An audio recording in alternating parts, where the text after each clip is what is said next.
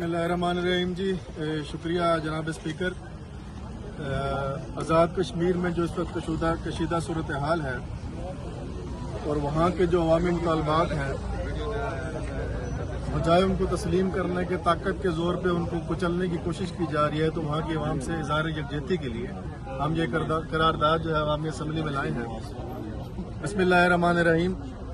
ये अवान अवामी action committee Azad Kashmir के 38 नुकाती charter of demands को अवाम के इज्तिमाई शऊर, बुनियादी हकूक और मुस्तकबिल की उम्मीदों का आगाज़ करार देते हुए उसकी भरपूर तायद करता है। ये अवान इस बात पर जोर देता है कि अवाम के मुतालबात सस्ता आटा, मकामी आबादी के लिए मुनसिफाना बिजली, मयारी तालीम और सेहत, रोज़गार के मौक़े, अशराफिया के मराद का खात्मा और जदीद इंफ्रास्ट्रक्चर जायज़ और आनी हकूक़ हैं जिन्हें फौरी तस्लीम किया जाना चाहिए।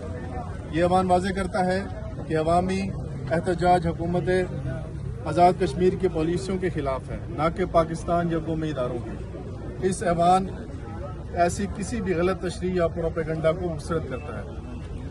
हुकूमत आज़ाद कश्मीर और हुकूमत पाकिस्तान से मुतालबा करता है कि अवाम को फौरी रिलीफ दिया जाए, तालीम और सेहत को तरजीह दी जाए, मराद का खात्मा करके मसाइल अवाम पर खर्च किए जाएँ, बिला जवाज़ गिरफ्तारियाँ ख़त्म की जाएँ और मीडिया और इंटरनेट पर आयद पाबंदियाँ फिलफौर उठाई जाएँ। ये अवान इस बात का अहाता करता है कि ओवरसीज़ कश्मीरी मईशत का अहम सतून है और इनके मसाइल हल करना हुकूमत की जिम्मेदारी है। ये अवान ऐलान करता है कि अवामी एक्शन कमेटी का चार्टर ऑफ डिमांड अवामी बका और रोशन मुस्तकबिल की जमानत है और उसकी कामयाबी के लिए हर मुमकिन ताउन फराहम किया जाएगा। क्या आपको ये करारदाद मंजूर है? मंजूर है। तेरा मेरा रिश्ता क्या?